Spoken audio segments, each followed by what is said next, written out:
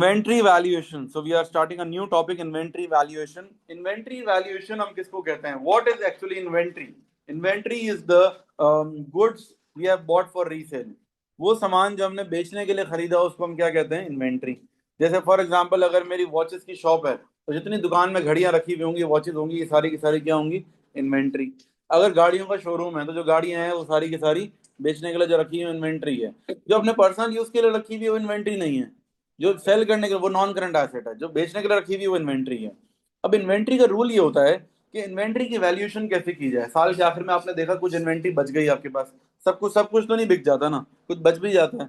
अब जो बच गया है उसका क्या करें? क्या वैल्यूएशन लगाएं उसकी?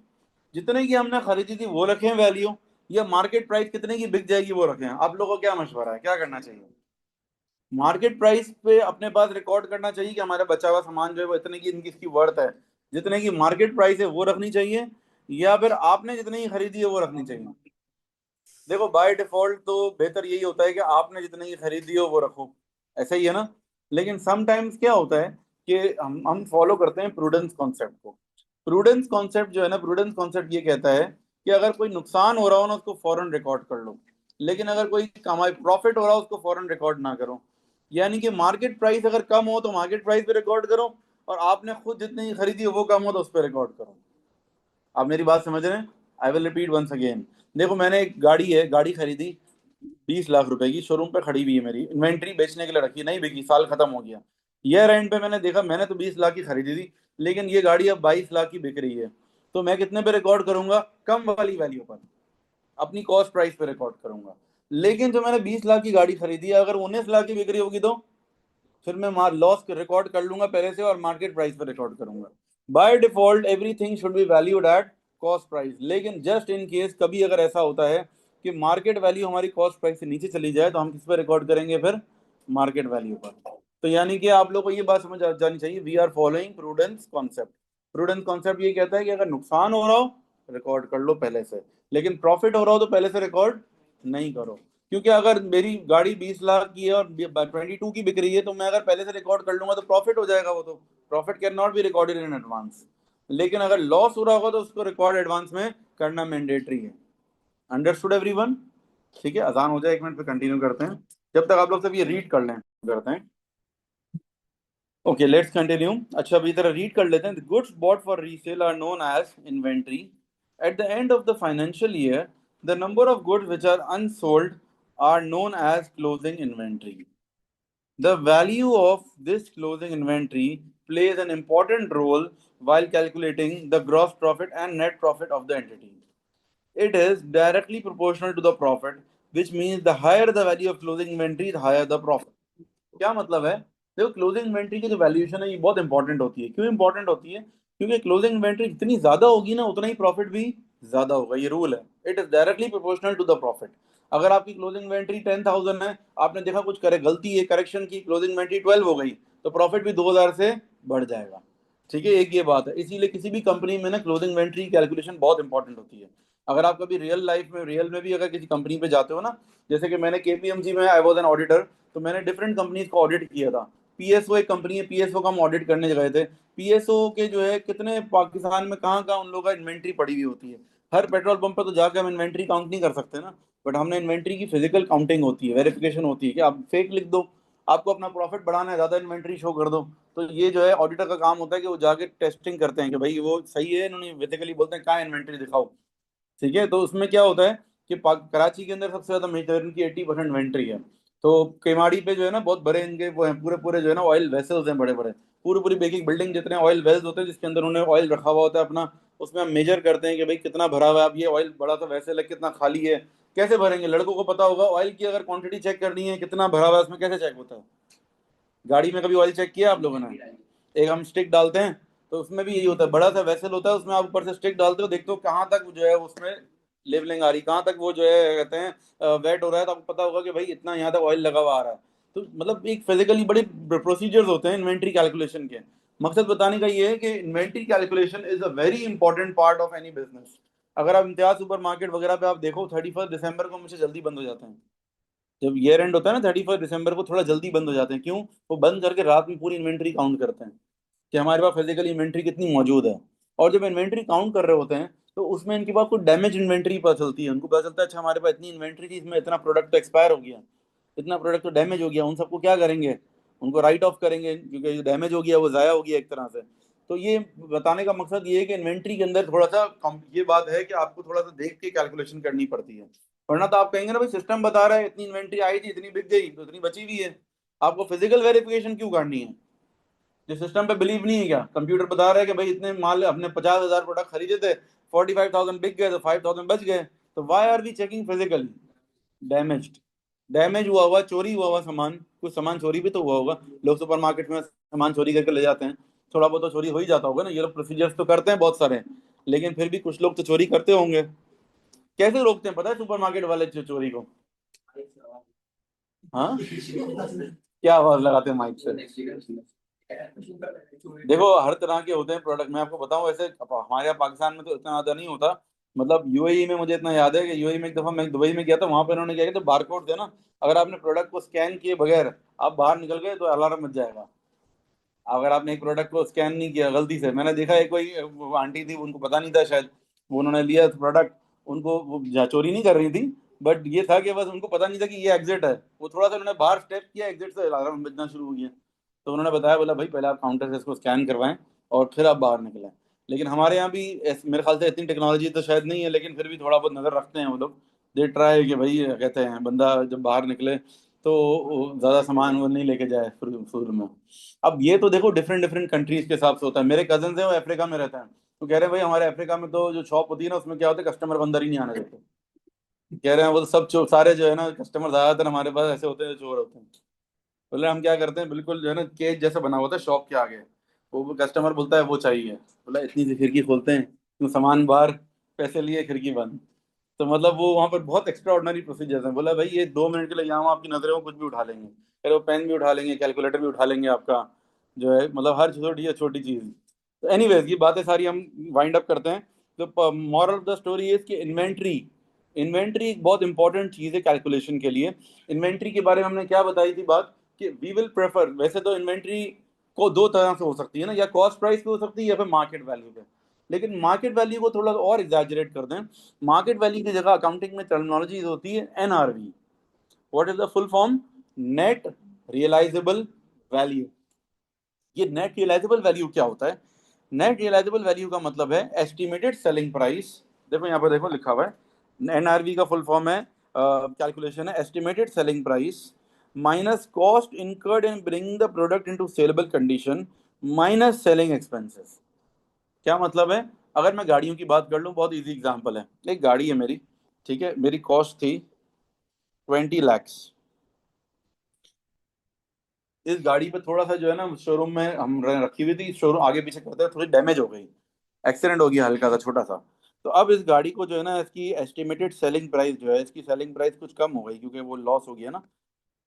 पहले जो है इसकी नॉर्मल सेलिंग प्राइस अगर मैं कहता हूँ, for example normal selling price थी 22 lakhs, लेकिन अब क्योंकि वो थोड़ी डैमेज हो गई है तो उसकी सेलिंग प्राइस कितनी हो गई, 21 लाख। लेकिन रिपेयर का खर्चा भी आएगा 1.5 लाख रुपए का, और जो है कमीशन भी देना पड़ेगा एजेंट को बेचने के लिए, 0.5 लाख, 50,000 का कमीशन भी देना पड़ेगा। अब बताओ इसकी एनआरवी क्या होगी, what will be the net realisable value? Net realisable value का फॉर्मूला देखें जरा, आपको बताएं, estimated selling price minus cost incurred and bring the product into saleable condition. Estimated selling price कितनी है, 21 लाख। सेलेबल कंडीशन में लाने के लिए रिपेयर करवाना पड़ेगा, ये माइनस हो जाएगा, अकाउंटिंग में हर माइनस वाली चीज ब्रैकेट में जाती है, और कमीशन आएगा 0.5 लाख का, ये भी ब्रैकेट में। यानी कि हमारे हिसाब से इसकी जो एनआरवी बन रही है वो कितनी बन रही है, 19 लाख। इसकी एनआरवी बन रही है, सबकी अटेंशन बेटा बोर्ड पर होगी, यस, बोर्ड पे देखना है, 19 लाख इज द एनआरवी। अब रूल क्या है पता है, कि इन्वेंट्री को वैल्यू किस पे करना है, कॉस्ट और NRV which ever is lower. Cost या एनआरवी में से जो कम होगी ना उस पर रिकॉर्ड करेंगे। अगर आपकी एनआरवी कॉस्ट से ऊपर है तो डू नथिंग, कुछ भी नहीं करो, कॉस्ट पे रिकॉर्ड कर लो। लेकिन अगर एनआरवी कम हो गई तो आपको लॉस रिकॉर्ड करना पड़ेगा। Understood everyone? ठीक है, because we are following prudence concept. Prudence concept क्या कहता है कि अगर आपको लॉस नजर आ रहा है फौरन रिकॉर्ड कर लो, लेकिन अगर आपको प्रॉफिट नजर आ रहा है तो रिकॉर्ड नहीं करो। अगर आपकी कॉस्ट 20 लाख है और एनआरवी अगर 20 लाख से थोड़ी सी भी ऊपर आ रही है, मतलब ठीक है डैमेज होने के बाद भी पहले प्रॉफिट 2 लाख रुपए का हो रहा था, 50,000 का प्रॉफिट हो रहा है, तो you can not record the profit. पहले से नहीं, प्रॉफिट कब रिकॉर्ड होगा, जब एक्चुअली बिक जाए। अभी तो बिका तो नहीं है ना, एसेट तो हमारे पास है, अब तो अंदाजे से बात कर रहे हैं हम। तो प्रॉफिट रिकॉर्ड करने की इजाजत नहीं है। यानी कि आप आसान बात करें, अगर हम ये देखें तो इसको, या ये वाली लाइन पढ़ लो। According to IAS 2, what is IAS? IAS कहते हैं हम इंटरनेशनल अकाउंटिंग स्टैंडर्ड्स। ठीक है, इंटरनेशनल अकाउंटिंग स्टैंडर्ड। देखो वर्ल्ड वाइड था कि अकाउंटिंग को सिंप्लीफाई करने के लिए पुराने जमाने में क्या होता था, हर कंट्री अपना अलग अकाउंटिंग स्टैंडर्ड बना के बैठा हुआ था। फिर उन्होंने क्या किया, भाई एक कंट्री, एक कंपनी है, उसकी दुनिया भर में ब्रांचेज हैं, हर जगह अलग तरीके की अकाउंटिंग आ रही है, तो सबको मर्ज करना, मैनेज करना बड़ा मुश्किल हो रहा था। तो सबने मिलकर एक इंटरनेशनल फोरम बना लिया, जिस पे बात कर ली कि भाई इंटरनेशनल अकाउंटिंग स्टैंडर्ड बना लेते हैं, ताकि every one should follow the same. तो अकॉर्डिंग टू IAS 2, ये IAS 2 क्या होता है? IAS के अंदर नंबर्स हैं 1 से लेकर 60 तक। हर आईएएस में किसी चीज के बारे में बताया गया है। IAS 1 में फॉर्मेट दिए हुए हैं, IAS 2 में इन्वेंट्री के बारे में बताया हुआ है, IAS 3 में किसी और चीज के बारे में होगा। इस तरह हर चैप्टर है ये, समझो। तो हम, लेकिन हमारे सिलेबस में सिर्फ IAS 2 है, तो हम बोलेंगे according to IAS 2 inventory should be valued at either cost और NRV, whichever is lower. ठीक है, कॉस्ट या NRV में से जो कम होगा उस पर रिकॉर्ड होगा। Is it clear to everyone? मेरे ख्याल से सबको क्लियर है। अब देखते हैं, इधर आ जाते हैं। जैसे हमने ये एग्जांपल ली, कॉस्ट 20 लाख है, नॉर्मल सेलिंग प्राइस 22 लाख थी, लेकिन बिकॉज ऑफ द डैमेज ये इसकी सेलिंग प्राइस अब कितनी हो गई, 21 लाख। ये इसका रिपेयर का खर्चा है, ये कमीशन का आया, तो NRV कितनी हो गई, 19 लाख हो गई। तो कॉस्ट हमारी ज्यादा है और NRV कम है, तो we will record on NRV। अगर कॉस्ट कम होती तो किस पे रिकॉर्ड करते हैं, कॉस्ट पे। अब नेक्स्ट पेज पे आ जाए, तो एक एक्सरसाइज है, उसको सॉल्व करें। देखिए क्वेश्चन नंबर 1। सबसे पहले आप NRV निकालें हर आइटम की। आइटम नंबर 1 है आपके पास। आइटम नंबर 1 कॉस्ट कितनी है इसकी, 500। एक मैं सॉल्व करा रहा हूँ, फिर आप लोग करेंगे। Cost is 500, estimated selling price 800 है, सेलिंग एक्सपेंसेस 100 के हैं, रिपेयर कॉस्ट 50 है। What is the NRV? सही है, 800 माइनस 100 माइनस 50, NRV is 650। किस पे रिकॉर्ड करना चाहिए, कॉस्ट पे, NRV पे? थोड़ा बोलते हैं ऊंची आवाज में। कॉस्ट, वेरी गुड, 500 पर। देन अगेन 1200 माइनस 300 माइनस 100, 800 हो गया। अब किस पे रिकॉर्ड करना चाहिए, NRV पे, because NRV is lower, which ever is lower, जो कम होगा उस पर रिकॉर्ड होगा। ठीक है, नेक्स्ट।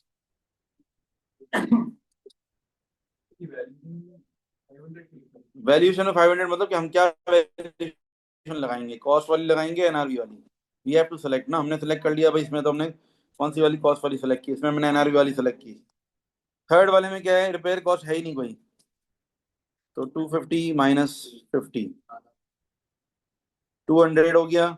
वहां पर कॉस्ट इज 300, NRV इज 200, तो हम 200 पे रिकॉर्ड करेंगे।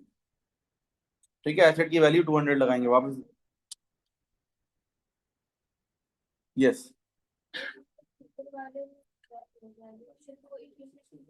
जो लोअर होता है उस पे रखते हैं ना। देखो वैल्यूएशन को हमने, कॉस्ट हमारी ज्यादा है ना, कॉस्ट कितनी 1000 है, NRV 800 है, तो हमें वैल्यूएशन में वो चीज डालनी है जो लोअर हो दोनों में से। ठीक है, तो उसकी वैल्यूएशन 800 हो जाएगी। फिर क्या है हमारे पास, 1500 माइनस 150 माइनस 30, तो 1500। देखो दोनों में से जो कम होगा उस पर रिकॉर्ड करना है।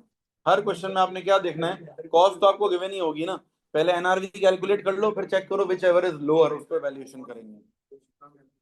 इसकी देखो NRV कितनी होगी बताओ, 1320 है। अब बताओ कॉस्ट कम है, NRV कम है? कॉस्ट कम है तो कॉस्ट पर रिकॉर्ड करेंगे। कॉस्ट और NRV whichever is lower, ये इसका रूल है। क्यों, चारों को मिला लेंगे। How much is the value of closing inventory, तो 1320 और 1200 में से कौन सी चीज कम है, तो जो कम है उस पर रिकॉर्ड करना है ना। ठीक है स्टूडेंट्स, एनी क्वेरीज? चलें क्वेश्चन नंबर 2 देखते हैं। क्वेश्चन नंबर 2 के अंदर सबसे पहले we will find out the NRV. NRV का फॉर्मूला क्या होता है? Selling price minus selling expenses minus repair expense.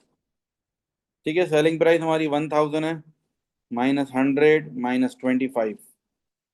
1000 minus 100 कितना हो जाएगा? 900 माइनस 25, 875। अब क्या होगा? कॉस्ट हमारी 800 है और जो है एनआरवी 875 है। Will value at the lower of both of them, दोनों कंपैरिजन करेंगे, लोअर वाले पे करेंगे। Then 900 is the selling price minus 200 minus 150। अब देखो एनआरवी कितनी आ गई हमारी? 550 आ गई। कौन सी चीज लोअर है? कॉस्ट लोअर है, एनआरवी लोअर है? एनआरवी, ठीक है। Then 2200 minus 300 minus 100। देखें कौन सी चीज लोअर है? 1800 आ रहा है और 2000, तो आप 1800 पे कर दोगे। देन 2400 माइनस 200 माइनस 100, 2100 हो गया। यहाँ 2500 है या 2100 है? Which ever is lower? कौन सा लोअर है बताओ? अब सारे के सारे वैल्यूएशंस को प्लस कर लो। माइनस में कौन सा आ रहा है? मैं देख लेता हूँ, एक मिनट सब्र करो। टोटल करो, क्या बन रहा है जी? ये टोटल क्या बन रहा है बेटा? ठीक है, ये आपकी हो गई क्लोजिंग इन्वेंट्री की वैल्यू। ये जो आंसर आ रहा है ये क्या है? This represents closing inventory.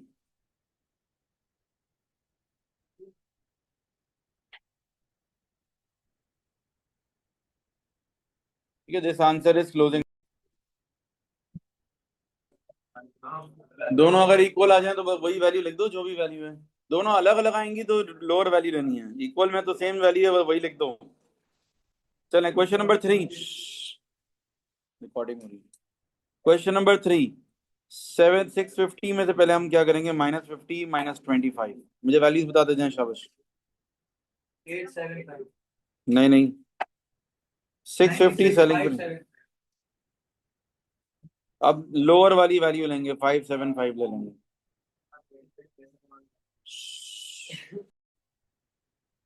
Okay, question number 3 के हम आंसर डिस्कस कर रहे हैं। 600 माइनस 200,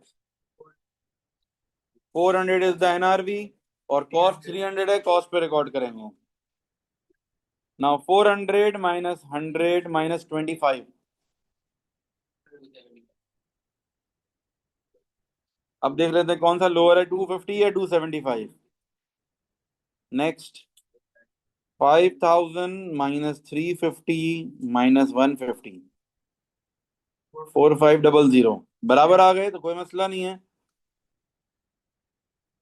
भाई जब दो अलग अलग वैल्यूज होंगी तो उनमें से एक डिसाइड करनी है ना। जब सेम वैल्यू है तो वही वैल्यू है बस आंसर। ठीक है, कॉस्ट भी वही है, एनआर भी वही है, तो बस उसी वैल्यू पे रिकॉर्ड करेंगे।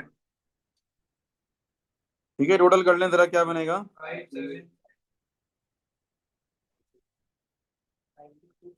क्लोजिंग इन्वेंट्री कितनी हो गई?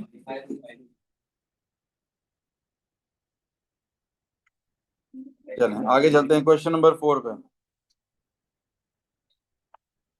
Question number 4, estimated selling price is 1200 minus 50 minus 25।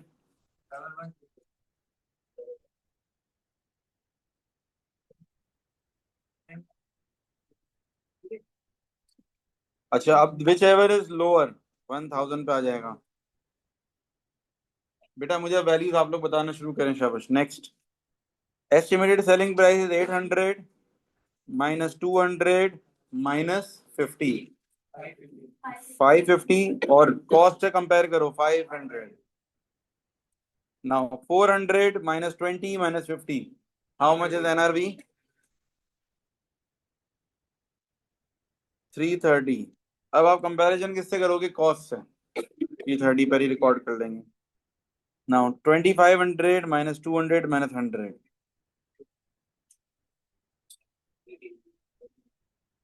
ये हो जाएगा नहीं 20, ये तो 2200 बन रहा है, लेकिन हम रिकॉर्ड करेंगे लोअर पर। टोटल कर लेंगे अब। This is the value of closing inventory.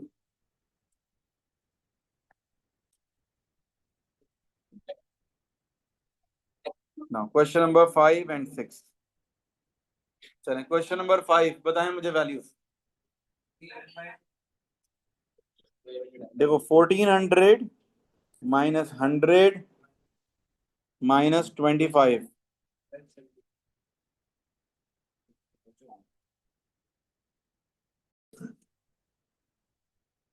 1400 minus 100 minus 25. How much is the value?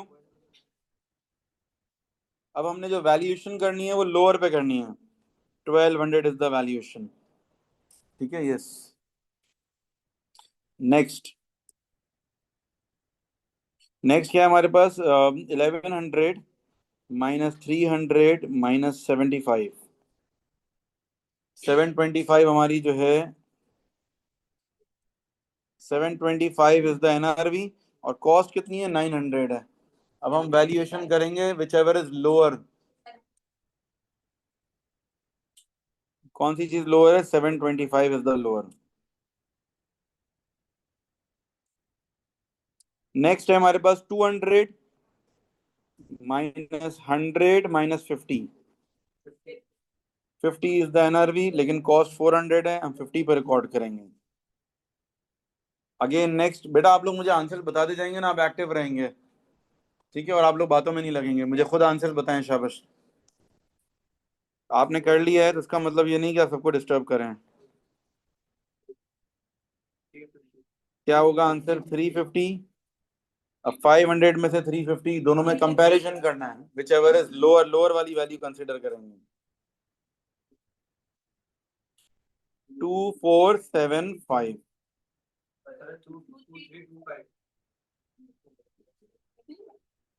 ठीक है. यही आ रही है सबकी value. Now the last is left.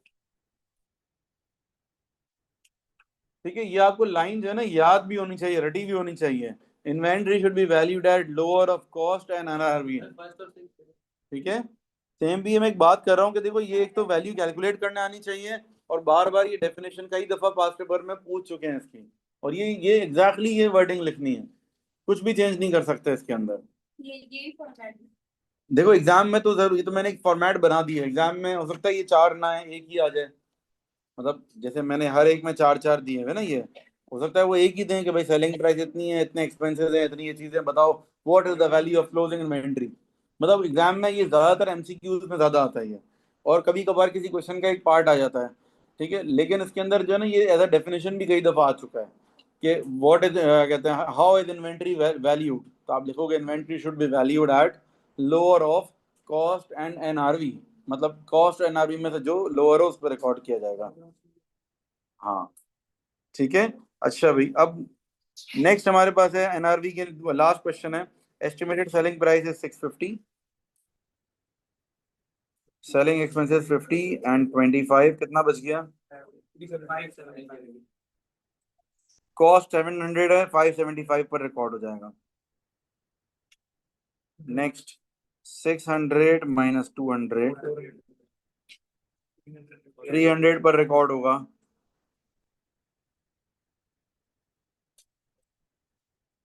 400 minus 100 minus 25 record किस पे होगा? 250 पर. देन 5000 माइनस 350 माइनस 150 4600 रिकॉर्ड किस पे होगा? 4500 पर. क्लोजिंग इन्वेंट्री की वैल्यू आ जाएगी यहाँ से हमारी. तो मैंने 4500 ही लिखा है.